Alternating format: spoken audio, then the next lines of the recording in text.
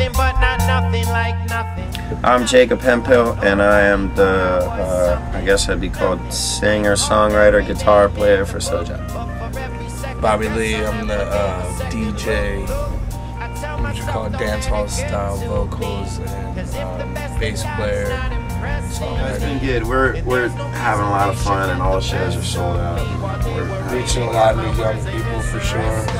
If I could spend the rest of my life with my people, I would do it over and over again. Leave it up to them to fill up their steeple. Leave it up to us to fill up on our friends. If I could spend the rest of my life with my people, I would do it over and over again. I live in my mind and I know there's no ego. When I'm falling out, you're there for me back again. I think for when you start to do music, you kind of are looking for what you're all about, especially in a band. You know, maybe it's easy for like a solo artist to kind of be like, oh, I'm about to, but like, you know, you got to find yourself, and then as a band, we all have to individually find ourselves, and then we all have to find who we are together. No, but I mean, it's just it's a process. The closer we come to figuring out what we're about, the easier it is for someone listening to it to relate to it and to get what we're talking about. And so Born in Babylon is like we were getting closer to figuring out what our thing was. But we have a new album that's already like pretty much written that is, in my opinion, way even closer. It's just like as we, you know, we feel like we learn with every album, and I think when bands start to suck is when they feel like they're not learning anything anymore. You know what I mean? So like our new one we're doing different than we did Born in Babylon, and we're, you know, and I won't say what that is, but we've already made a decision amongst ourselves of how we're gonna play it, what we're gonna do, and we're gonna try that now.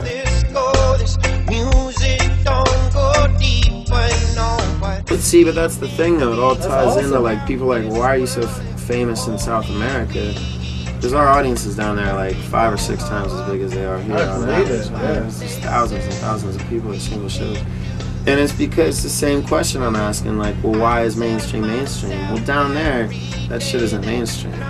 They don't care about... It's just music. Right? Yeah, they don't care about...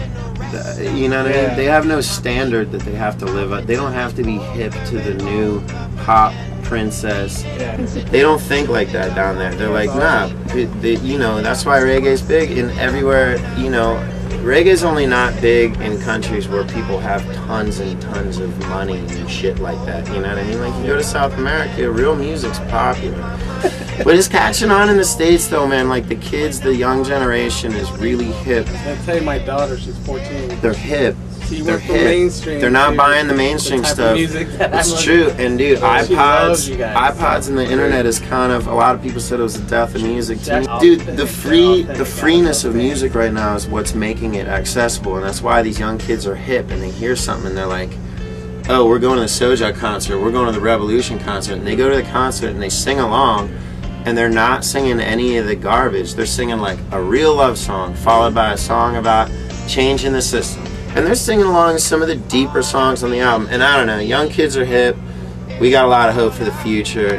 Definitely in other countries around the world, but also in the United States. Like, things are looking up around here. I think we're in a good time to be doing this. Well, we're starting to think of ways that we can help other poorer countries, you know, people who really don't have the resources to make something happen, and where cash is actually the thing that will change their day-to-day life.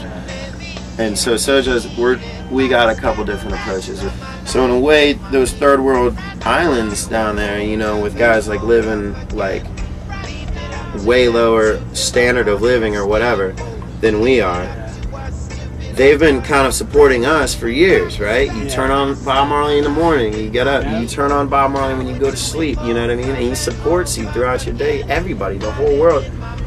And then we don't support them back, you know what I mean? We're like, there's something wrong with this. So we got some stuff moving to where we can directly affect people. When I was a kid, I used to live in Africa with my dad, with my family. And my dad gave our driver 2 shirts, right? I always remember this. And the guy, this is a story, I don't remember it because I remember it, but my dad tells me. And the guy had one, because the guy had 1 shirt. You know what I mean? My dad knows he wears the same shirt every day. He's like, dude, I'm gonna buy this guy 2 shirts and let him have a couple of shirts, you know what I mean? And he would come back and he would see the one shirt that he bought him 1 week, and next week he'd see his old shirt. And next week he'd see a new one. So he was like, maybe he's saving the other one I gave him for like something nice coming up. And he never saw it, and he eventually asked me, he was like, so what'd you do with the other shirt? And the guy's like, well, I gave it to my neighbor. And he's like, well, why'd you do that? I gave those to you so you'd have a couple shirts to wear. And he's like, well, I only needed 2. And my dad's like, you need a bunch of shirts. What are you talking about? He's like, no, one's dirty, and I wear the other one while I'm washing it. He was like, so I had 3, so I only need 2. So I gave one to my neighbor because he only had 1 shirt. So now we both got 2 shirts, and we can always have a shirt while we're washing our other shirt, instead of before I was just shirtless while I was washing my shirt. That's a great story, man. You know what I mean? It's like you gave a dude $5 who needed $5 in the worst way in my definition, but in his definition, he only needed $2.50, and his neighbor really needed $2.50, and now they're straight because somebody just gave him $5. It's all your definition. Yeah. We're hitting these are the people we wanted to talk to. The people who want to listen to music and think and do and be active and change things and you know, join the program, start the program that changes tomorrow. All that. Like, that's our generation's job.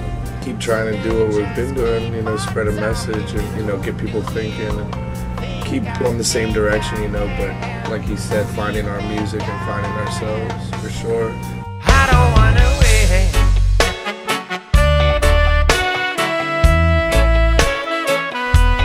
I don't wanna wait.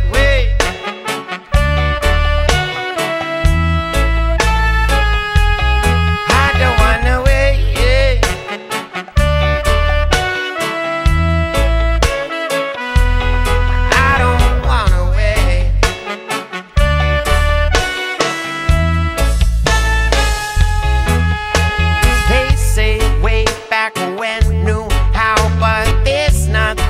Telling you now just to do your right and not your wrong, when wrong is easy and right is hard, and we've all got our weaknesses, and only you know what yours is, but your tomorrows are all the same. Boogers in